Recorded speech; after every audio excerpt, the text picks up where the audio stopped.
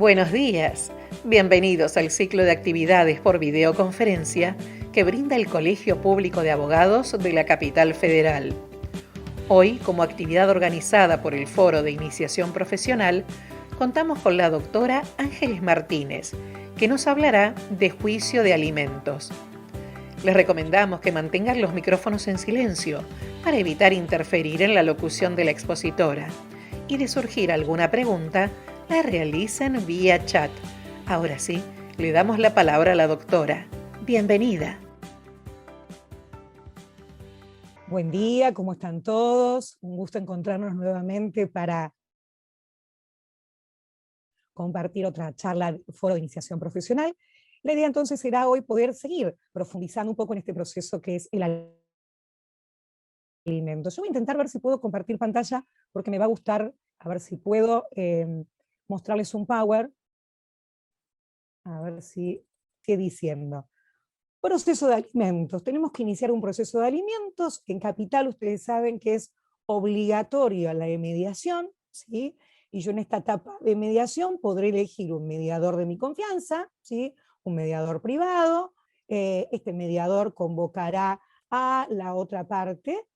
Ustedes habrán visto seguro el formulario que mandan los mediadores donde proponen día y hora y también dan un listado de mediadores para que si la otra parte no quiere sumarse a la mediación con este mediador, tiene un plazo para elegir otro mediador y fijar nueva fecha. En la instancia de la mediación, ustedes saben que puede durar los encuentros que sean necesarios para poder intentar arribar a acuerdos. Hoy la realidad es que se están haciendo todas por Zoom, se están arribando a acuerdos y en la mayoría de los casos, cuando se logra el acuerdo, se está yendo a firmar el convenio al estudio del mediador. Y yo esto lo comparaba con un sistema en provincia donde no funciona la figura del mediador, esta figura que es prejudicial, que intenta que las partes se sientan cómodos en el ámbito de la mediación, buscando acuerdos a medida.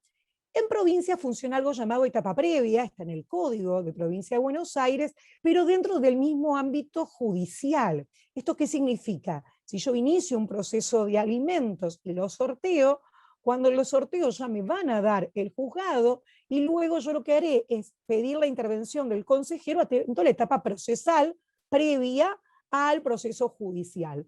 Y me fijará una audiencia en el juzgado con este consejero de familia que intentará que las partes arriben a acuerdos y si considera que hay asuntos que trabajar, le dará intervención al equipo interdisciplinario. Si hay acuerdo, lo pasa para que el juez lo homologue.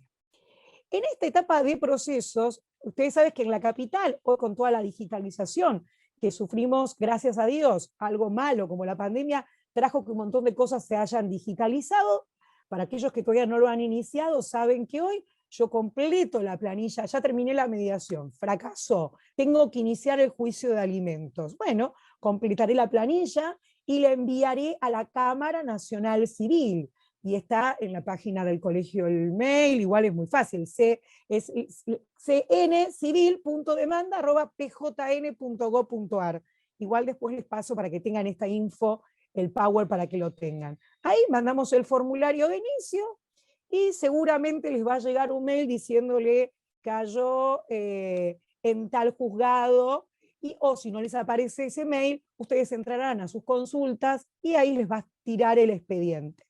Una vez que lo tienen, ustedes saben que tienen que pagar el bono. Hoy también lo van a hacer vía judicial a través de la plataforma judicial del sistema de pagos judiciales. Es muy sencillo. Sí va a tener que aparecerles en el sistema el proceso. Es decir, fulano contra mengano sobre alimentos les tiene que aparecer.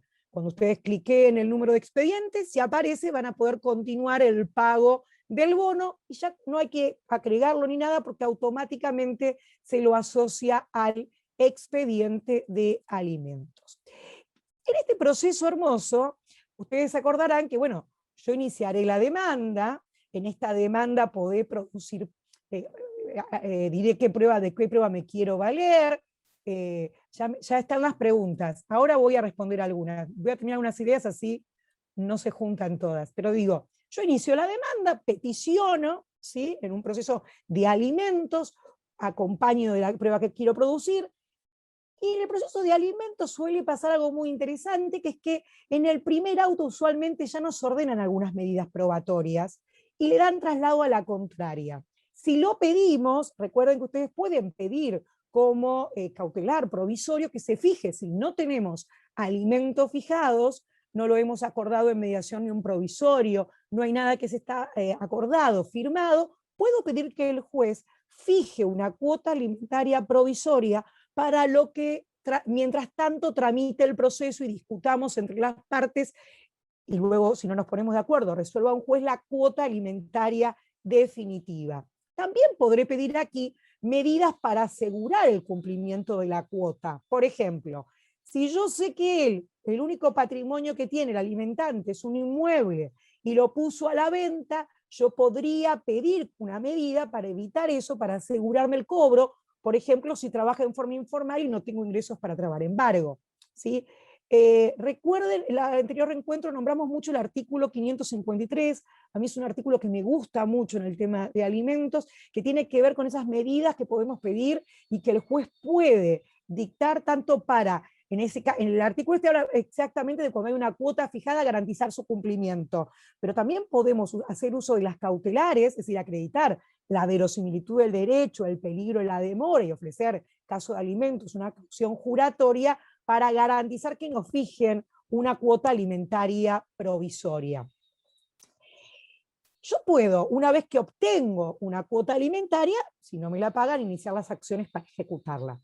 Algo que me llegó por mail, varios consultaron, es, si yo gano un juicio de alimentos, tengo una cuota alimentaria provisoria, ya sea por vía incidental, ya sea en mediación, luego deberé practicar la liquidación por la diferencia, porque recuerden que la cuota fue provisoria mientras tramitaba el proceso, ¿sí? Diferente vamos a tener el tema de las cuotas de cese, ¿sí? Y disminución. ¿En qué sentido? Yo presento una demanda pidiendo la reducción de cuota alimentaria. Y algunos, en muy pocos casos, ¿qué hacen? Dicen, bueno, mientras tanto reducime la cuota, porque no puedo cumplirla, es el argumento. Técnicamente yo debo cumplir la cuota acordada hasta que, la que ya tengo fijada anteriormente, hasta tanto el juez o las partes acuerden una cuota alimentaria menor. ¿Por qué? Porque tiene que ver con la idea de garantizar el interés superior del chico, digo, que se cumpla esa cuota. Ha habido algunos fallos en disonancia que plantearon que aquellas cuotas que se devengaron y no se pagaron podrían abonarse al valor de la nueva cuota. Pero la regla es, si yo pido alimentos de cero, puedo pedir entonces que me fijen un provisorio. Cuando me fijan la cuota alimentaria definitiva, el alimentante deberá la diferencia entre el provisorio y el definitivo. Si pido el cese de una cuota alimentaria definitiva o la reducción, se hará desde que se dicte la sentencia. De aquí para adelante, no de aquí para atrás. ¿Soy clara? Un tema también que es muy interesante es el tema del aumento de la cuota. Cuando nosotros iniciamos un proceso de aumento de cuota, a veces la cuota que se acordó o la cuota que se fijó tiene muchos años.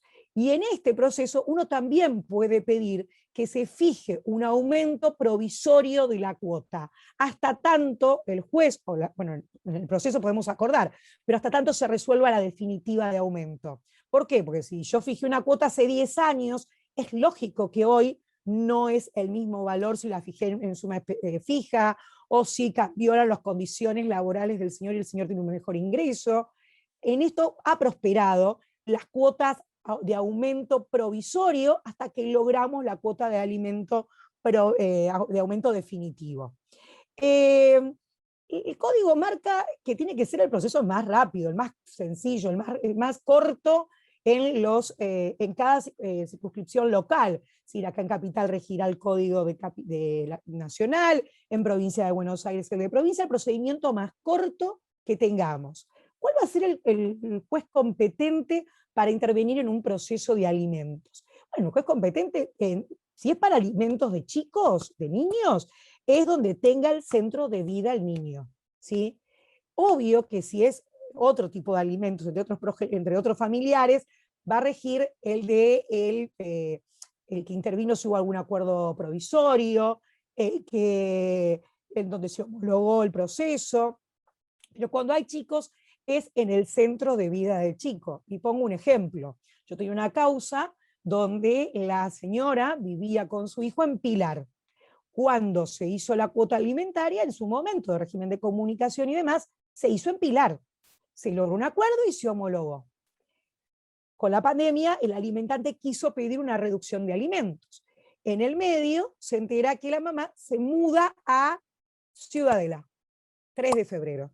Con lo cual, cuando va a iniciar la reducción, la inicia en el departamento judicial de 3 de febrero, que es San Martín, porque la competencia la da este nuevo domicilio del niño. ¿Sí? Espero ser clara. Acá tengo 3 consultas, a ver qué me pusieron. Si las partes quieren firmar acuerdo de alimentos en capital, ¿podrán ir frente a un escribano y en caso de incumplimiento se puede ejecutar ese convenio? ¿O siempre es preferible firmar acuerdos en mediación? A ver, la idea de firmar convenios es que ese convenio no solo que sea ejecutable, sino que sea cumplible. El gran problema que algunos colegas tienen es que firman convenios divinos de imposible cumplimiento y que después lleva a ejecuciones, a otro juicio. ¿Yo puedo firmar un convenio ante escribano? ¿Qué hace el escribano? Me va a dar fecha cierta y va a certificar que las firmas que lo hacen, de quienes son es. Ahora, no me va a certificar el contenido. Recuerden que en la mediación el mediador es parte de este proceso de acuerdo. El mediador conjunto con los letrados y las partes escriben este convenio, ¿sí? Y ese convenio puede luego homologarse o no, pero igual tiene validez de ejecución, ¿sí? Hay muchos fallos que no requieren su homologación para ejecutarlo, otros requieren homologarlo. Pero yo, si vos me decís a mí, yo soy partidaria siempre de la mediación. Primero porque es un espacio de diálogo. Ahora, si a mí lo único que me interesa es darle fecha cierta y certificar las firmas como cualquier otro contrato, esa es la función del escribano. Ahora, todo el resto de tareas la tiene el mediador. Como colega, recuerden que el mediador es un abogado que se dedica a la mediación con la especialización de la mediación.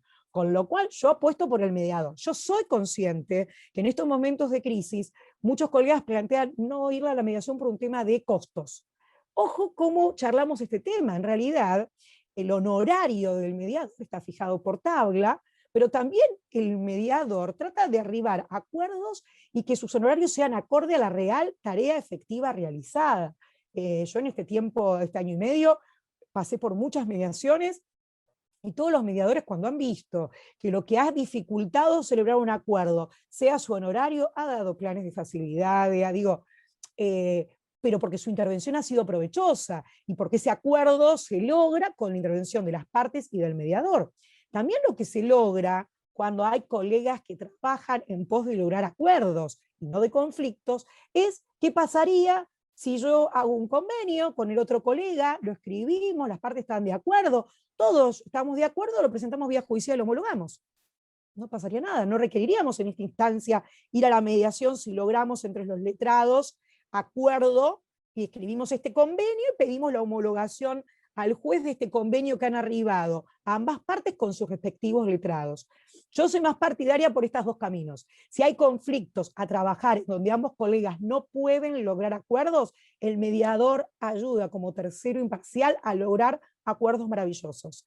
Y en ese caso voy al mediador.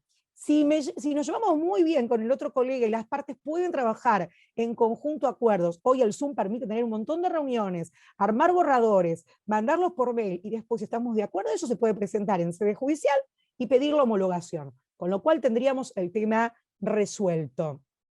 ¿Qué otro tema? Bueno, el tema de los incidentes. Recuerden que si yo voy a promover un incidente de reducción de alimentos, de aumento de alimentos, del que fuera, tiene que estar firme el expediente principal, ¿sí? Les digo porque recibí un montón de mail con este tema. Ojo, si yo tengo el juicio de alimentos apelado por una u otra parte, no está firme, con lo cual el incidente lo tendré que promover cuando esté firme la sentencia, ¿sí?, de alimento, del expediente principal.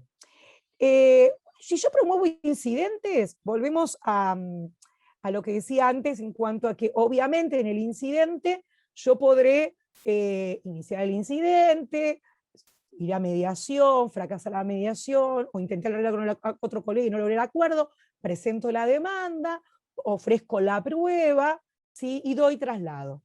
Recuerden que hoy también uno puede, si yo soy demandado, por ejemplo, y me citan a mi cliente que es el abuelo del progenitor, ¿sí? Pero la abuela, el abuelo de la progenitora también está viva y tiene medios, ¿sí? Yo en la contestación de la demanda también puedo decir, mire señor juez, comprendo que mi hijo no puede contribuir al sostenimiento, ¿sí? Pero también cito en igualdad de grado, con igualdad de responsabilidad, al otro abuelo. Digo, podemos ir citando en igualdad de grado o mejor grado al contestar demanda o al trabar la demanda. Si yo soy el actor y quiero ir también contra los abuelos, lo podré hacer. Pero lo cuento esto porque está habiendo fallos muy interesantes donde se cita, no sé, papá, citan al abuelo, ¿sí? Paterno, y no citan, y él está separado de la abuela paterna, y dice, no, pare, la abuela paterna está en igual grado que yo, cítenla también a la hora de fijar esta cuota alimentaria. Y también lo que es interesante es, si el alimentante en mejor grado cumple, el de grado más remoto estaría exento. Muchos jueces lo que están fijando son porcentajes. Si ven que el ingreso del alimentante no alcanza para cumplir las obligaciones y fueron contra los abuelos, pueden fijar una parte para con el padre y una parte de cumplimiento de los abuelos. Otro tema que llegaron en todos los mails es 50 y 50 padre y madre de cuota alimentaria. Ojo con las ideas rígidas de los convenios rígidos. ¿En qué sentido? Recuerden que el Código Civil nuevo trajo algo que para mí es maravilloso, que es esta idea de igualdad entre hombre y mujer, pero también planteó cosas que antes no tenían valor económico, como el cuidado de los chicos, el dedicarse exclusivamente al cuidado de los hijos. Entonces, si yo tengo un papá que comparte poco tiempo, que tiene un muy buen ingreso, tengo una mamá con un ingreso menor, que comparte la mayor cantidad del tiempo, obviamente a nivel cubrir numéricamente los gastos de los chicos, no va a ser 50 y 50, porque acá hay una mamá que está cubriendo un montón de otras necesidades que no se practicaron en la liquidación.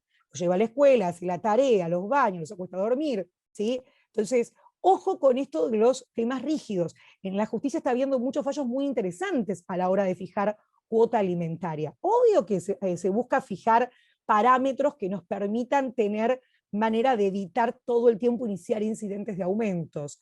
Pero ojo con estas ideas rígidas que noto que algunos dicen, bueno, yo es esto y ya está. No, la idea que surge de la responsabilidad parental es cómo cubrir las necesidades de nuestros hijos de la mejor manera, garantizándole el mejor nivel de vida, al igual que lo tiene el papá, con relación a su hijo. Si yo tengo un papá que tiene, no sé, que tiene una casa gigante en Pilar, que tiene un nivel de vida muy bueno y demás, y la mamá es docente, obvio que la mamá no le va a poder pagar, ejemplo, si la cuota del colegio vale 100.000 pesos y la mamá gana 50.000 pesos, es imposible pretender que la madre cubra el 50% de la cuota alimentaria. Entonces, a mayor posibilidades, será mayor el valor de la cuota que se fije y será la creatividad del abogado cuando lo peticione poder mostrárselo esto al juez al momento de plantearlo. Ustedes saben que en los incidentes se intenta que sea rápido. Si uno acompaña, dan traslado y enseguida fijan audiencia para ver qué pruebas va a producir, se intenta que sea lo más rápido posible. Con lo cual está bueno poder acompañar los mayores elementos, sobre todo de qué cambió si voy a hacer un incidente de aumento, de reducción. En el cese usualmente la misma ley lo fija. Llega a la mayoría de edad o ya no trabaja, digamos, trabaja y llegó a la mayoría de edad, no estudia, puedo pedir el cese. Se recibió, consiguió trabajo, puedo pedir el cese de la cuota alimentaria de un hijo que estudiaba y yo pagaba cuota alimentaria. Ahora, si yo tengo un hijo de menor de edad y quiero pedir o aumento o reducción, tengo que demostrar esa variable, ¿sí? El mero transcurso del tiempo, ¿sí? No es un hecho, salvo que lo fijé en suma fija, ¿no? Pero el mero transcurso del tiempo, o el otro día hubo muchos fallos en su momento, del hecho, muchos dicen, bueno, si tiene otro hijo, causal automática de reducción de cuota alimentaria. Y no siempre es así, ¿sí? Porque volvemos a esto, no es lo mismo que tenga un segundo o un tercer hijo, alguien que gana un sueldo magro, a que alguien que tiene un muy buen pasar económico, donde en la realidad cotidiana, en lo económico, no le cambiaría, con lo cual no sería un elemento para pedir la reducción. Soy clara, distinto es, le va mejor, tendré elementos para pedir un aumento, o si el chico tiene otros gastos, no sé, tiene algún gasto que solventar extra de la prepaga, o el padre ha incrementado sus ingresos y demás, tendré que acreditar esta variable de cambio. En Argentina hay muchos incidentes de aumento por muchas cuotas que se han fijado en valores fijos, ¿sí? Entonces eso hace que uno pida aumentos. Ha habido varios fallos, estaba queriendo buscar acá uno que se los voy a dejar, que es muy interesante, donde el juez fija el valor de la cuota, como la persona trabajaba en negro, por la canasta básica alimentaria. Usted va a decir, pero es bajo. Bueno, a ver, hay cuotas alimentarias para cada nivel de vida. Entonces, ustedes como abogados le puede llegar a alguien con cuotas muy bajas, ¿sí? Y si la otra persona es informal, hay que ser muy creativo cómo poder probar el nivel de ingreso. Y este juez muy interesantemente tomó la canasta básica diciendo, bueno, si para vivir se necesita tanto, yo calculo este porcentaje sobre el valor de la canasta básica. Es un fallo muy lindo, después se los dejo para que el que quiera lo pueda leer, que me parece que les puede ser de utilidad. Después en otro, muy interesante también para tener, ¿qué pasa cuando uno de los progenitores, y se vio mucho en el tiempo de la pandemia, se quedaba o se hacía cargo exclusivo del cuidado del hijo? Y el otro, no teníamos cuota alimentaria, no pagaba nada, y el niño estaba con el otro progenitor. Recuerden que uno puede pedir el reembolso de aquellos gastos que fueron efectuados en forma exclusiva por uno. Hay un fallo muy interesante, sobre todo en la mujer embarazada, es de la Cámara Civil, la Sala G, de febrero de este año, donde dice se admite el reembolso de gastos efectuados por una mujer durante ese embarazo contra el progenitor no conviviente. Dice, corresponde admitir el reembolso de los gastos efectuados por la actora durante el embarazo. Y acuérdense, este artículo que es muy interesante, ya que el 669 del Código, por el periodo anterior a la interposición de la demanda, el progenitor que asumió el cuidado del hijo tiene derecho al reembolso de lo gastado en la parte que le corresponde al progenitor no conviviente. Es decir, la embarazada presentó la demanda, bien, para pedir cuota alimentaria de su hijo, estaba esperando. Pero antes de interponer la demanda había hecho gastos y basado en este artículo pidió el reembolso. Es un fallo muy interesante, no mucho lo están haciendo, sí se está planteando bastante en mediación. Bueno, ahí les dejé pues un fallito de abuelos, hay muchos de abuelos, este es muy interesante de un tribunal de Jujuy, que habla de la responsabilidad subsidiaria del abuelo paterno, ¿sí? En caso de no cumplir lo que hablaba antes, la obligación, el alimentante principal. Y después les dejé fallos que les pueden ser útiles, igual yo creo que todos los abogados somos generadores de derecho y tenemos que pedir medidas que nos parezcan interesantes, pero en base a estas medidas que uno puede pedir para garantizar el cumplimiento de una sentencia alimentaria y que esta sentencia no quede en abstracto, hubo muchos fallos, pero este es un fallo del 27 de abril del año pasado, donde se le suspendió la licencia de conducir, como la prohibición de renovarla, hasta tanto cumplimente, decía el fallo, la deuda alimentaria que mantiene o presente caución para cumplirla. ¿Sí? Hay que garantizar, la idea de la jueza con buen criterio, como dice la ley, es garanticemos el cumplimiento de la cuota. Entonces, en la parte importante dice, corresponde hacer lugar parcialmente a lo solicitado, en consecuencia ordenar, en los términos del 553, la suspensión de la licencia, y dice textual, hasta tanto cumplimente la deuda alimentaria o preste caución suficiente para satisfacerla, pues la falta de pago de la cuota alimentaria afecta directamente a la madre, ocasionando un deterioro de su situación económica, ya que debe cubrir de manera exclusiva las necesidades materiales de su hija con la consiguiente limitación injustificada de sus propios recursos económicos. ¿Sí? Muy interesante el fallo. El fallo que les contaba que tomó, bueno, de INDEC es de La Plata, de la Cámara Civil y Comercial, que puso muy interesante. Bueno, en ese fallo de La Plata, la colega muy inteligentemente quería pedir un aumento, la cuota estaba muy desactualizada, era un valor fijo. ¿Cómo lo pido si todavía no produje la prueba en este incidente de aumento? Y plantea esto, bueno, si el INDEC me dice que la cuota alimentaria es tanto, pide, hágame un aumento provisorio de la cuota de tanto. Y el juez hace lugar a ese parámetro. Si tenemos un ente oficial que dice que la canasta básica para vivir es de tal valor, la colega pidió como aumento un porcentaje de esa canasta básica y le dieron curso. Muy, muy, muy interesante. Obviamente hay valores, como yo siempre digo, valores más bajos, valores más altos, pero muy, muy interesante. Y también valorar cosas que a veces los abogados omitimos, que tiene que ver con, no es lo mismo si ambos padres son propietarios, si ambos padres alquilan, si ambos...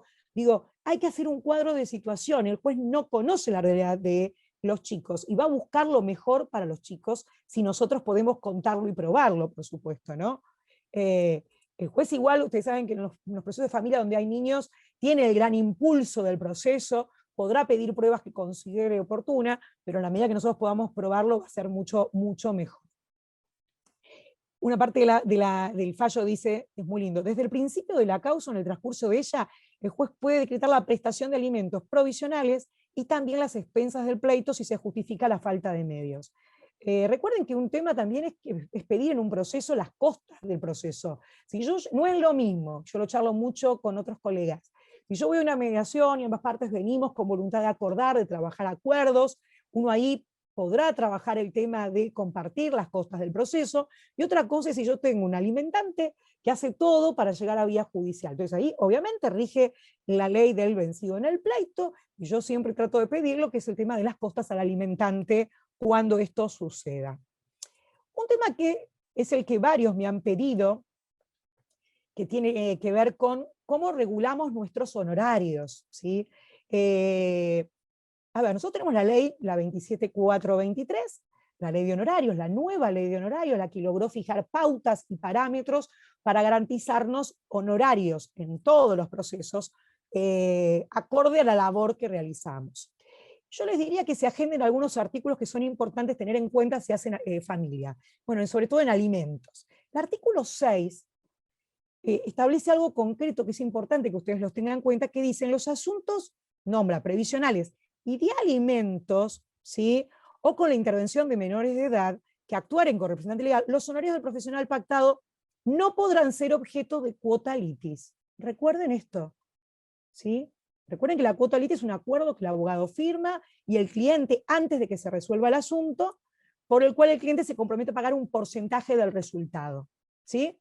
Si tengo menores, si tengo alimentos, la propia ley, fue una observación que se hizo, se había pedido de otra manera, pero se hizo esa observación y quedó de esta manera. Ese artículo tengan presente. Después tengan presente algo que es importante. La ley también fija, en algunas cosas va dando pautas de mínimos y máximos, pero en un montón de temas fija mínimos, ¿sí? Por ejemplo, el otro día me consultaban también por mail. Si yo voy a una mediación, ¿cuánto cobro, doctora? La ley fija, si yo voy a una audiencia de mediación, el mínimo son 2 UMA.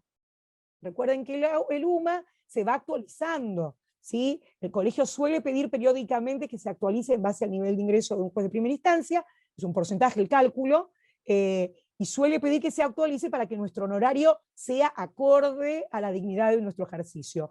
Hoy el UMA, fijado por una acordada de la Corte, válidos desde diciembre, es de 4.152. Ténganlo presente, ¿sí? Porque también para chequear cuánto van a cobrar. Entonces, si yo sé que mi honorario mínimo en mediación son 2 UMA, yo podré cobrar en mediación el equivalente de 2 UMA. Hoy, el último valor fijado, válido de diciembre, es 4.152. Si mañana llegara a salir otro valor, será ese valor, ¿sí? Se va actualizando la unidad de medida arancelaria. También la ley deja muy claro el tema de mínimo del valor de una consulta, que yo la otra vez le decía, bueno, el abogado tiene que ser respetuoso de su trabajo, ¿sí? Cobra la consulta, la ley nos va a dar mínimos. Pero la ley tiene un artículo muy interesante, que es el que suele traer problemas y que muchos colegas se quedan abatatados, que es el artículo 21. Ojalá tuvieran la ley a mano. Yo voy a leer un pedacito del artículo y después les voy a recomendar que vean la tabla porque les voy a contar un ejemplito que hice muy sencillo para que puedan ejercitarlo a la hora de un juicio de alimentos. El artículo 21 dice, en los procesos susceptibles de apreciación pecuniaria, los honorarios por la defensa de cada una de las partes serán fijados según la cuantía del mismo, de acuerdo con la siguiente escala. Ustedes van a ver una escalita que fija de tanto sumas a tanto sumas un porcentaje. ¿Cómo sé en qué escala voy a ir para calcular mi porcentaje de honorario? ¿Cuál va a ser la base de cálculo en un proceso de alimento? La base de cálculo en un proceso de alimento es el equivalente a 2 años de una fijación de cuota alimentaria ordinaria, a 2 años de la cuota alimentaria. Entonces yo me anoté para tener los números, así, vieron que los abogados, si no tenemos que hacer con la calculadora, ya tenerlos a mano.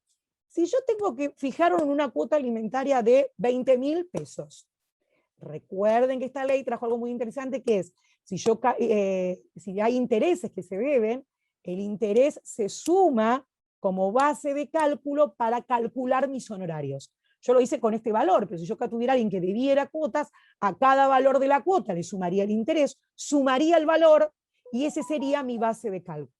Yo en este caso, lo estoy haciendo con un ejemplo ficticio, lo voy a hacer al valor de la cuota. Pero recuerden, si hay intereses, la misma ley fija que puedo sumarlo, debo sumarlo para la base del cálculo. Entonces, si yo tengo 20.000 pesos de cuota, números redondos, por 2 años, me da 480.000 pesos. Este va a ser mi valor de base de cálculo. ¿Qué voy a hacer? Lo voy a dividir por el valor de UMA para saber a cuántos UMA equivale. Y en mi caso, equivale a 115 UMA con 60. Repito, yo calculo la base de cálculo por el valor de 2 años de cuota alimentaria más intereses. Me va a dar el monto de la base de cálculo sobre la que voy a calcular mis honorarios, ¿sí? ¿Cómo me fijo qué porcentaje voy a cobrar de acuerdo a la tablita? Convirtiendo esa base de cálculo en UMAS, con lo cual divido ese valor en UMAS. Y me va a dar, en este ejemplo que yo hice, de una cuota de 20.000 pesos mensual, 115,60 UMAS. Si ustedes van a la tablita dice entre tanto y tanto sumas, tal porcentaje. Con lo cual, en nuestro caso, va a dar que el porcentaje va a ser entre el 17 y el 22% de lo que yo voy a poder cobrar sobre la base del cálculo. Es decir, mi honorario podría ser, en un juicio de alimentos, entre 80.000 pesos y 105.600. ¿Se entiende? Con este ejemplo ficticio. Si yo voy a hacer un juicio de reducción o alimentos, el valor que tomaré será la diferencia de incremento o reducción que realicé. Espero ser clara, porque sé que el tema de honorarios suele ser un tema importante. Ahora tengo muchas preguntas. A ver, cuando el alimentante del progenitor no tiene medios económicos, ¿el proceso se puede iniciar directamente contra los abuelos o debe realizarse en forma subsidiaria? La obligación alimentaria de los abuelos es subsidiaria. Yo inicio contra ambos, ¿sí? Luego, sí, no va a abonar nada, pues va a fijar la cuota en cabeza del abuelo.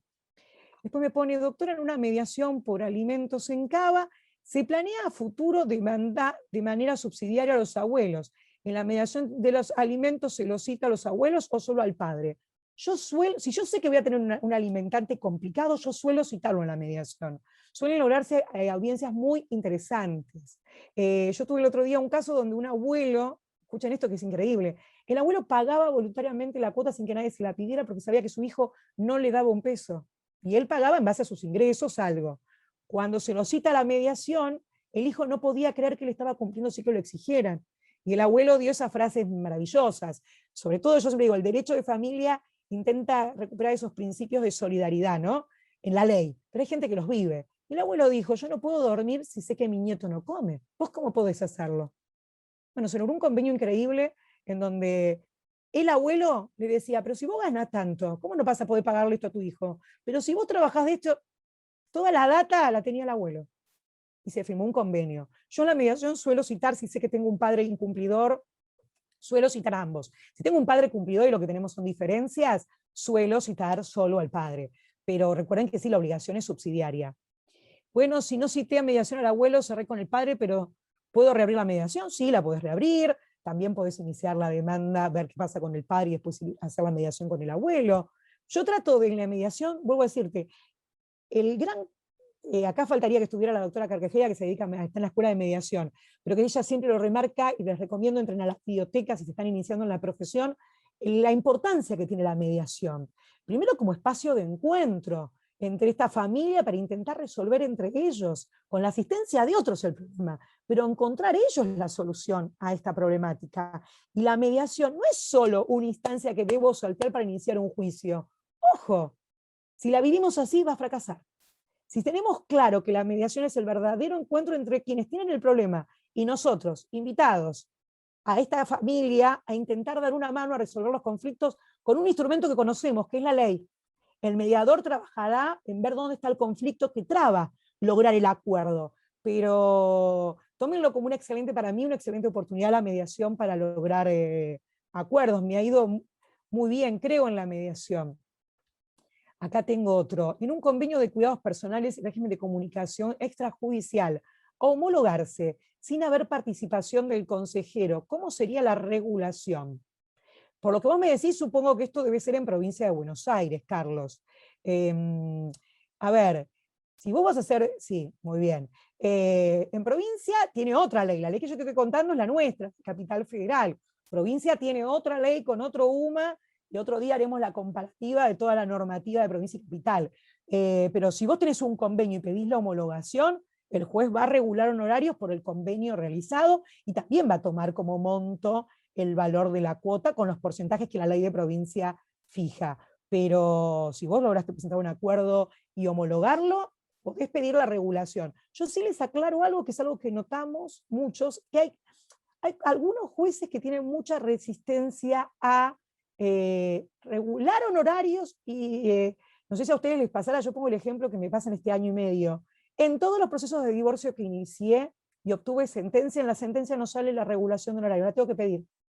Cuando hay un artículo específico de la ley que establece, por ejemplo, que no se puede realizar ningún acto de inscripción, ¿sí? Obviamente no pueden librar un cheque, un giro, nada sin cancelar los honorarios del abogado, pero hay jueces que omiten eso, entonces hay que pedirlo.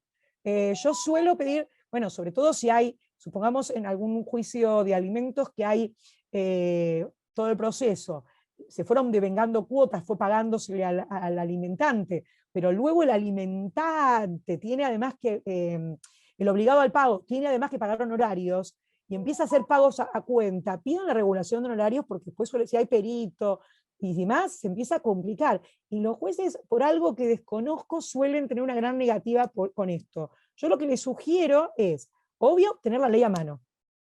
Obvio, esta tablita es maravillosa, siempre digo, para tener parámetros de la base de cálculo y tener en cuenta que los intereses también son parte. Segundo, si tengo duda, bueno, mi mail lo tienen, yo igual se los dejo en el Power, draangelesmartinez@hotmail.com. Tercero, recuerden que hay una comisión de honorarios en el colegio público. Si ustedes ven que o avasallan la ley de honorarios o no le dan tratamiento, pueden pedir información allí o pueden pedir además el acompañamiento. Ha habido casos de jueces que han regulado por debajo del mínimo. Recuerden esto, la ley fija mínimos, ¿sí? En este caso es claro, en alimentos fija mínimos y máximos. Pero si yo, por ejemplo, tengo un divorcio donde el mínimo que fija la ley son 10 sumas y un juez hace un cálculo que se le canta y fija 3 sumas, no solo que tendré recursos para apelarlo y demás, pero sino también podré pedir el acompañamiento del colegio, porque hay un incumplimiento manifiesto de la ley, que la ley fija en algunos parámetros mínimos. Esto que yo les contaba, si yo voy a una mediación, una colega dijo, yo no me animé a hacerlo y después lo hice y me funcionó. Yo voy a una mediación, no acordé honorarios, pero tengo el acta, que debo entregársela a mi cliente, el acta de cierre es de mi cliente, y no me pagaron honorarios, yo podré pedir la fijación de honorarios por esa tarea extrajudicial, ¿sí? Acompañaré el acta, copia del acta, pediré que el mediador acompañe otra copia, y pediré que me regulen por esa tarea extrajudicial, ¿sí? Y la ley fija mínimos. Tenemos que animarnos a hablar de honorarios en todos los procesos, pero también tenemos que ser respetuosos con el honorario de los colegas. Esto es, si un abogado intervino en la mediación y dejó de intervenir, y me llaman a mí para intervenir, yo como regla que tengo, le cancelo los honorarios al doctor por la etapa de mediación, porque la etapa de mediación es obligatoria, no es optativa. con lo cual usted tenía la obligación de comparecer y de comparecer debidamente, esto es, con patrocinio letrado. ¿Y le pagó honorarios? Y yo usualmente se me dicen que no, dice, bueno, para que yo tome el caso, hay que cancelar honorarios del anterior letrado. Digo, jerarquizar nuestro ejercicio es fundamental, porque si no, pasa lo que uno a veces ve que no gusta, es, en procesos de familia, muchos abogados quieren buenos honorarios para sí, pocos para el otro. Y la ley de honorarios es una para los dos, ¿eh? Establece los mismos mínimos, sea sector o demandado. Lo que va a variar es la base de cálculo. Si yo tengo como base equivalor, y las tareas, recuerden que también la ley fija artículos muy interesantes de la tarea efectivamente realizada, pues puede merituar además de esto otros parámetros, ¿sí? Pero no me puede regular menos del mínimo. Acá María de Los Ángeles, una tocaya, me pone, cuando se llega a un acuerdo de mediación y se homologa, ¿se pide regulación de honorarios en el expediente de homologación? Podés pedirlo. A ver, vos podés plantearle que te regulen por esa tarea, ¿sí? Vuelvo a decirte, la realidad hoy, en la práctica habitual, el abogado hace el acuerdo de mediación con el mediador y en esa instancia se establecen los honorarios de los abogados y los honorarios del mediador por la instancia que trabajaron. Si piden la intervención, la homologación, pueden pedir la regulación judicial si no cobraron antes. Pero hoy la mayoría no está homologando, porque puedo decir, si yo tengo un incumplimiento, el acuerdo de mediación con la firma del mediador es ejecutable.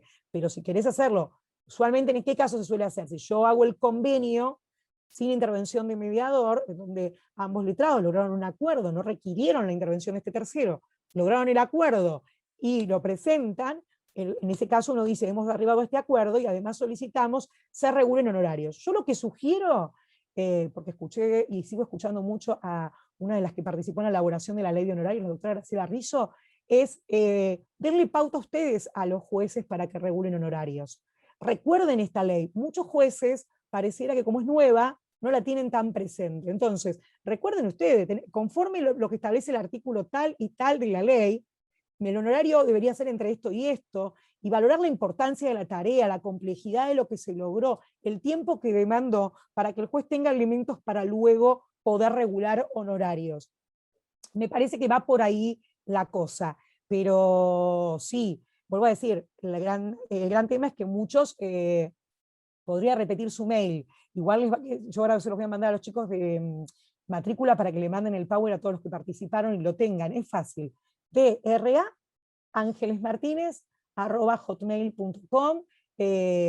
La idea es, el que tenga alguna duda puede seguir, seguramente en el año en algún otro momento nos veremos, esperemos vernos presencialmente, pero digo, tengan presente el tema de honorarios. El tema de familia es un temón, pero los primeros que tenemos que ser conscientes y conocer la ley somos nosotros, pero también explicársela a nuestros clientes.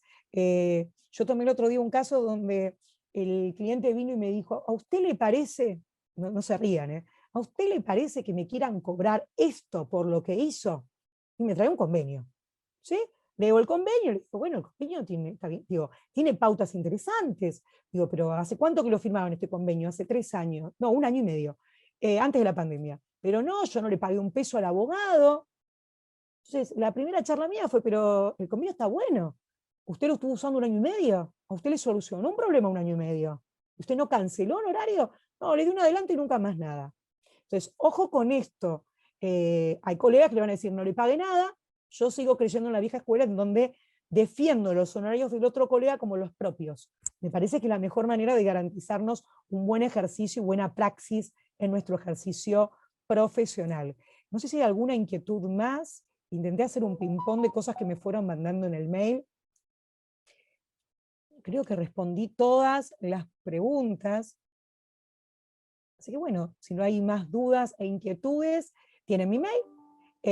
Y en otro encuentro nos volveremos a ver. Como siempre, es muy lindo el espacio del foro como un espacio para reflexionar e iniciarse en la profesión con buenas prácticas. Así que bueno, gracias por la invitación a todos y nos vemos pronto. Que tengan un lindo día.